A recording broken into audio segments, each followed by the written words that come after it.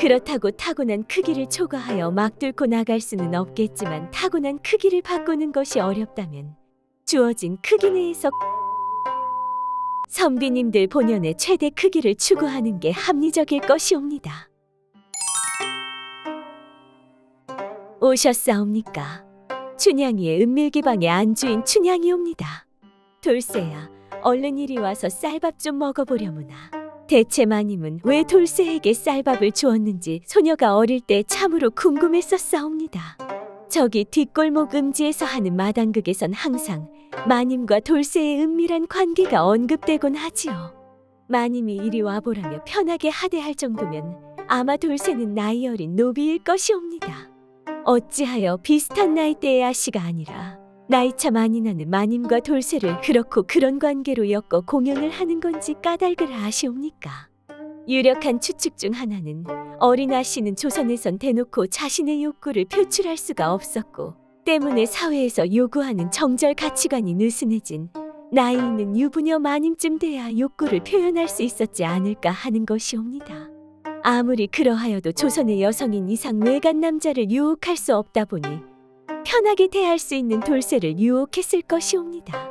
또 돌쇠하면 떠오르는 이미지가 있듯이 몸 쓰는 일을 많이 하는 돌쇠가 체력 하나는 또 끝내줬을 것이옵니다. 마님이 돌쇠에게 하는 말투가 아주 친절하고 따뜻한 걸로 보아 아마 마님은 돌쇠에게 무언가 주종관계 이상의 야시시한 마음을 품고 있다는 걸 짐작할 수 있사옵니다. 그렇다면 마님의 마음을 야시시하게 만든 돌쇠만의 비결이 과연 무엇인지 짐작이 가시옵니까? 거의 모든 선비님께서 바로 답을 아셨을 것이옵니다. 바로 돌쇠만이 가진 차원이 다른 무기 때문일 것이옵니다. 돌쇠만의 차원이 다른 무기의 특징은 단단한 몽둥이와 강직도일 것이옵니다. 결국 밤의 만족도는 저마다 갖춘 도구를 얼마나 잘 쓰는지의 싸움이옵니다. 아주 훌륭한 도구를 가진 선비님이든 아니면 끝내주는 기술을 가지고 있는 선비님이든 결국엔 도구와 기술의 합에 의해 밤의 만족도가 결정되는 것이지요.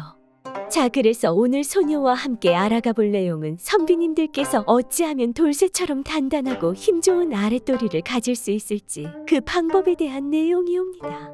이전 이야기에서 몽둥이의 크기와 강직도 등에 대해 다뤘었는데 이번 이야기는 이전 이야기의 심화 과정이옵니다. 앞선 이야기를 보고 오시면 더욱 이해하기가 쉬울 테니 위쪽에 보이시는 네모난 도형을 선택하시어 한번 보고 오시는 걸 추천드리옵니다. 자, 그럼 이야기 값을 받고 바로 이야기를 시작해 보겠사옵니다. 언제나 그렇듯 구독 한 냥에 좋아요 두 냥을 부탁드리옵니다. 그럼 시작하겠사옵니다. 첫째, 강직도의 중요성. 강직도의 중요성에 대해 먼저 말씀드리겠사옵니다. 이전 이야기에서 소녀가 몽둥이 크기는 커진 이후 5cm면 충분하고 그보단 강직도와 기술력을 늘리는데 집중해야 한다고 말한 적이 있사옵니다. 아마 꽤 많은 선비님들께서 에이, 아무리 그래도 5cm면 충분하단 건 좀 과장인 듯 싶구려 하고 의문을 품었을 것이옵니다. 수긍하기 힘드신 것도 이해하오나 과학적으로 여인은 동굴입구 부근 3cm의 대부분의 감각세포가 몰려있고 이곳을 자극하기 위해 필요한 것은 몽둥이의 길이보다는 강직도 및 기술들이 필요한 것이지요. 만약 여인들에게 크기는 큰데 평생 물렁한 가지와 크기는 평생 작은데 대신 아주 화가 나서 단단한 몽둥이를 골라보라고 한다면 대부분의 여인들은 후자의 몽둥이를 고르기 마련이지요. 그리고 생각해보면 강직도를 늘리면 혈류 공급량도 느는 것과 같아 선비님들의 크기도 함께 커지는 것이옵니다. 그렇다고 타고난 크기를 초과하여 막 뚫고 나갈 수는 없겠지만 타고난 크기를 바꾸는 것이 어렵다면 주어진 크기 내에서 강직도를 높여 선비님들 본연의 최대 크기를 추구하는 게 합리적일 것이옵니다. 물론 가장 좋은 것은 크기도 크며 단단한 거겠사오나 크기는 타고나는 거라 일정 이상을 변화시키기 어려운 반면 단단함은 지금부터 알려드릴 방법들을 통해 아주 강해질 수 있사오니 걱정하지 마시옵소서. 둘째, 강직도를 키우는 법. 자, 가장 중요한 것이온데 선비님들께서 다시 10대, 20대의 단단함으로 새롭게 태어날 수 있는 방법이 과연 실제로 존재할지이옵니다. 먼저 말씀드리고 싶은 것은 강직도 약화는 반드시 원인이 있다는 것이옵니다. 그것도 상당히 구체적이고 인과성이 분명한 원인들 말이옵니다. 아예 힘 자체가 안 들어가는 선비님들의 경우 어쩔 수 없이 의사의 도움을 받아야겠사오나 대부분의 중년 선비님들께선 힘이 들어가기는 하는데 최대치가 50에서 60 정도에 그쳐서 고민이신 상황일 것이옵니다. 그리고 이런 경우에는 놀랍게도 생활습관 개선을 통해 그 원인을 제거하는 것만으로도 대부분의 선비님들께선 10대 때의 단단한 남자로 자발적 회복이 가능하옵니다. 자, 그럼 지금부터 비뇨기과 의원들이 직접 권고하는 단단함을 회복하기 위한 생활습관 개선 방향성을 4가지 차원에서 설명드리겠사옵니다. 실제 통계를 보시면 이것만 지켜도 대부분의 선비님들께선 빠르면 3주 늦어도 5주면 10대 때의 팔팔함으로 아예 회춘을 하실 것이옵니다. 첫째는 금욕이옵니다. 강직도가 약해진 유력한 원인 중 하나는 잦은 분출 때문일 수 있사옵니다.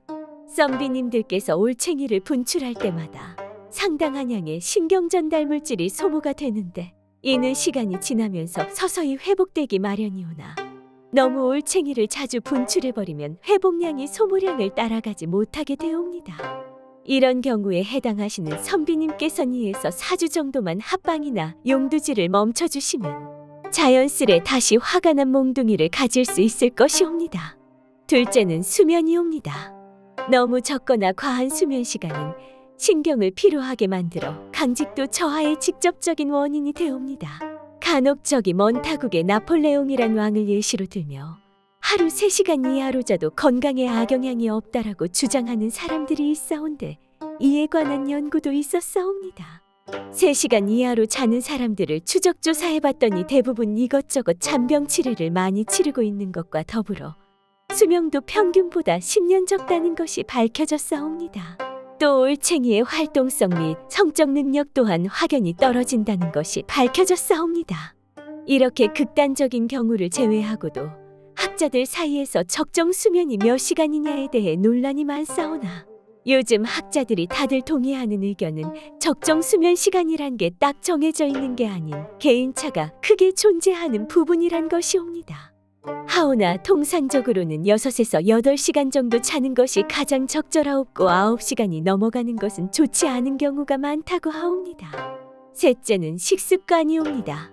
몽둥이가 얼마나 단단해지느냐는 결국 2가지 차원의 문제이옵니다. 첫째, 뇌에서 몽둥이를 세우라는 충분한 성적 신호를 내보내는지. 둘째, 혈액순환이 잘 되어 충분한 양의 혈류가 몽둥이에 공급되는지. 쉽게 요약하면 뇌와 혈관 2가지라 보시면 될 것 같사옵니다.